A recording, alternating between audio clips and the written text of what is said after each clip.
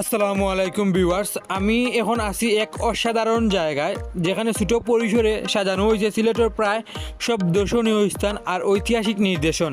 মানে এই জায়গা তো বলে আপনি পুরা সিলেট শহর এক ঝলকে দেখতে পারবা। যেমন এখানেও আছে আলী আমজাদের গড়ি, তার পাশেই রয়েছে সিলেটের কিং ব্রিজ, যা ব্রিটিশ আমলে নির্মিত হয়েছে। তার নিচ দিয়েই গেছে সুরমা নদী, তার পাশেই রয়েছে উঁচা উঁচা টিলা আর পাহাড়। এগুলা দ্বারা বোঝানো হয়েছে সিলেটের জাফলং আর মাধবখণ্ডর প্রতিচ্ছবি।